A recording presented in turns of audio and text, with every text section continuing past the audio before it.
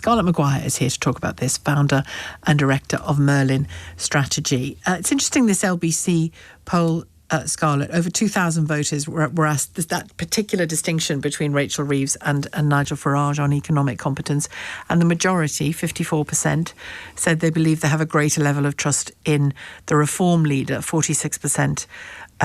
Rachel Reeves. Voters in the northeast of England displayed the greatest support for Nigel Farage's economic plans, 70% saying they trusted him more than the Chancellor. So there's a shift happening here, isn't there? There is, and I think it's an interesting poll for several reasons. So on the face of it, this is in line with other findings that we've had. So, for example, when I did head-to-heads on Farage and Starmer, Farage just about beat Starmer, even on the question of who would be more responsible on the economy, and far ahead on the question of who would be more radical.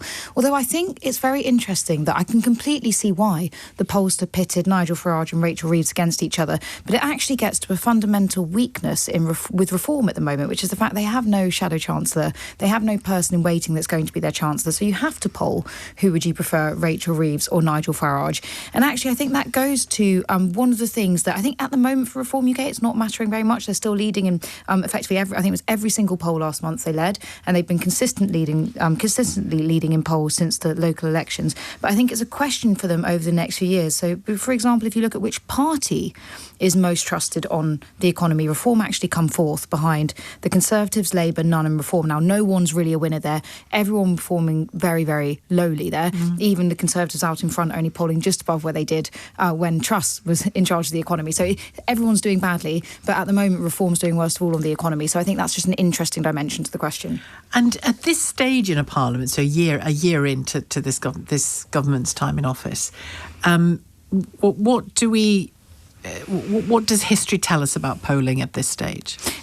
History gives us some not very favourable comparisons for this current Labour government. They are tending to be performing worse than any government really at this point in their history, especially this soon after a newly elected, so not just a government but a newly elected party to government. They are performing. And to be clear, you're talking about performing in the polls, what people think. Exactly, absolutely right. And so some pollsters, so for example, Ipsos has been polling this for 49 years. Keir Starmer is now polling at the worst for any Prime Minister at this point in their premiership, with the exception of Gordon Brown. But I think Gordon Brown's a slightly different case because he was coming in a financial crash, and then obviously there was the legacy of all the problems that the Labour government had been having up to that point. I think it's a little bit different when you're coming with that much baggage. Yeah. But even compared to Rishi Sunak, who is probably a better person to compare with, Keir Starmer's performing worse than him at this point during Sunak's premiership. And of course Sunak had been the Chancellor for a chunk of time. Yeah, Sunak had been the Chancellor. In fact, I think it's easy to forget now that when Sunak was Chancellor, he was the most popular politician in the country. Partly, I think, because he was giving lots of free money away. He was handing out the sweeties at that point, wasn't Yes, he? exactly. Yeah. So I think it is easier then, but it's a stark contrast to Rachel Reeves now. So Rachel Reeves, pretty much whichever poll you look at, comes out as the least popular politician polled in the country at the moment. And when it comes to people's opinion on tax rises, we've discussed a lot on this programme for the last, month maybe. So-called wealth tax, both the singular wealth tax, a wealth tax on big wealth over 10 million, and wealth taxes on wealth rather than income. That's not going to stop, is it, that conversation? What do the polls tell us about people's views on that? Yeah, I think it's interesting that Labour haven't actually definitively stopped that, and that's probably partly because when you poll wealth taxes, at least when you poll them in the abstract, they tend to be pretty popular. I think that's part of a thing we often get when we poll the public on these sorts of things, though, which is they don't often consider wealth to be hitting them. They think of other people as wealthier than them. So when you say, would you like to raise taxes? They say yes, and they normally mean for people earning more than them, even if they're in relatively high earning brackets themselves. And I think that could also be part of the issue with the wealth tax. So, for example, if you take other sorts of wealth taxes, so, for example, inheritance tax, getting rid of inheritance tax actually polls pretty well. So there is a complicated relationship, I think, between Britons and, for example, property they own, assets they own, and whether or not they consider themselves wealthy. Because I think one thing is certainly true. I think aside from actually a sort of microscopic proportion of the population, most people are feeling worse off or harder off than they did a few years ago. It's a funny thing, though, isn't it, one's view of that? Because if I look at my financial situation now compared to my parents throughout their entire life, I am undoubtedly wealthy compared to what they ever were. And yet, as you say, ordinary working people, and I regard myself as an ordinary working person, absolutely you feel the pinch when taxes go up and bills go up and da-da-da-da. It might not you might not experience it as critically as somebody who was already struggling would. Of course you don't. But you feel it. And from a political perspective and a voting perspective, you weigh things up as a result of that. Exactly. And everybody will be doing that. Oh, you're absolutely right. And it's all relative. And I think that's a really interesting point you make about your generations and your parents' wealth, because, of course, there'll be lots of younger people as well. It's the other way around. Making exactly the opposite comparison, thinking, hang on, when my parents were 35... They had a house. And they had X amount in the bank. And that we're finding is obviously increasingly less the case for younger people. So no, I think, but what that goes to point is it's all relative. And actually, the public, I respect the public's opinion. Absolutely. But it can be quite tricky getting straight economic answers out of the public. And to be fair, that's not their job. That's the politicians' job to decide. But it means that quite often they can ask for quite contradictory things, and then that's for the politician to work out. Well, as ordinary voters, we are micro economics, aren't we, as opposed to macroeconomics. And let's talk about interest rates and people's views on that, because there was, of course, the horrendous situation that many homeowners in particular found themselves in with the Truss mini-budget.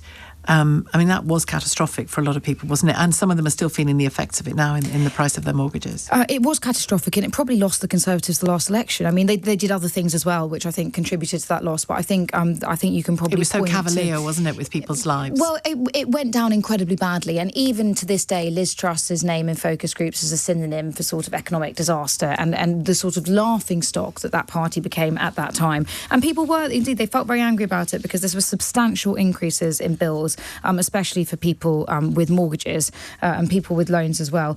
So interest rates are a very, very sensitive subject. My feeling is we didn't see, and Rishi Sunak felt this as well, didn't necessarily get as much credit for the cuts as you might expect, even if you get a lot of blame for the rises. But I think it will obviously be, I think the Labour government, even if it's the sort of playing into a macro economy, might be looking a bit worse, which is why they're lowering them for things like unemployment. I think they would still welcome it as a bit of good news they can try and sell to voters.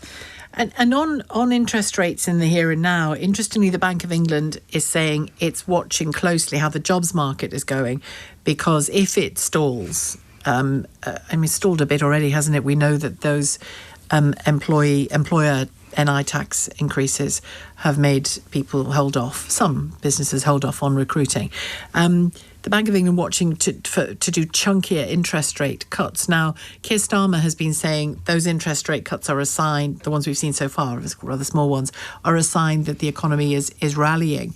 But if the reason you're cutting interest rates in a chunky way is because the jobs market is stalling, that can't be spun as good news, can it? No, and especially high levels of unemployment can be absolute kryptonite to government. So I think it is something that... And we already have really, the sickness benefit. Well, with sickness benefit, exactly, the sort of levels of unemployment is quite hidden. And again, it's something that people can notice, not just in their lives, saying, hang on, my child can't get a job. You know, my child in their 20s who might have graduated, gone to a good university or not gone to university and found another route to work, but they're still struggling. I have young people in their 20s calling frequently to say that's their experience. Exactly, and increasingly hearing the case. And that doesn't just matter for the people in their 20s, it matters for the older adults in their lives as well, who can see, hang on, I don't think this country is working very well if the next generation can't get the start in life that I had the opportunity to pursue. Yeah. So no, I would be very, very worried about slow upticking in unemployment, because people do notice and people do feel it.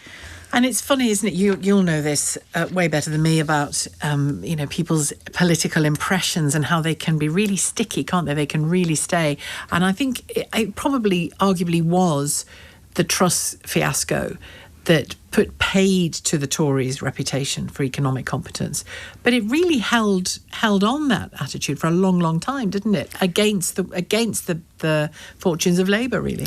Yeah, no, it absolutely did. But I think what's quite striking at the moment, and I'm surprised the Conservatives aren't making more of this, and we're not seeing a bit more of Mel Stride, their shadow Chancellor, for example, because if you look at, YouGov, who's been tracking this over a long, long period of time, the Conservatives are now out ahead again for leading on the economy, which is sort of astonishing given what we were just talking about with Liz Truss, which wasn't that long ago, and did obviously really cut through voters at the time. But I think it's more an indictment on just how poorly everyone else is doing. So Labour faring very badly there. It was just 16% of people said they trust Labour to handle the economy. That's worse than it was under Corbyn. And is that, do they say why? Is it because of changes and U-turns from the government? Well, so at this point, from that particular poll, we don't say why, but from focus groups, I can give you, I think, a very good idea of why. Yeah. I think there's voters in the sense of the run-up to the election had a feeling that Labour wasn't telling them what they were actually actually going to do. It sort of played into this preconception that Keir Starmer wasn't quite ever saying what he really thought and might change his mind quite a lot. Well, they had a very even I found this in interviewing them ahead of the election. They had a very really pro forma way of answering questions, which was do not deviate, do not deviate, do not deviate. Yes. And that blocks off a proper conversation completely. Well, it does, and as you'll know from your listeners, people are quite sensitive to that. You know, it's quite Don't hard like to... it. Exactly, people don't like it, No. and people sense that there might be something else going on. So I think there was always this suspicion, that during that campaign, Labour might come in and make some decisions that they hadn't said they were going to make before that might prove to be very unpopular. Which, truthfully, is always the case for governments, isn't Absolutely. it? I mean, that is something that every government is, well, pretty much every government that I can think of is guilty of. Indeed, the last Conservative government broke their manifesto to raise national insurance, which they then cut again, obviously. But no, it's quite common to do it. But then I think on top of that, things like it really can't be overestimated how much things like the winter fuel cut but to benefits, the turning around on that did damage to them. It was hugely, it came almost in isolation in the middle of the summer. The disability benefits again. Exactly, and the disability benefits as well. And voters, I think, have this sense that, yes, there are probably some trade-offs to be made, but they made entirely the wrong ones without any promise, without any payoff as well for things necessarily getting better.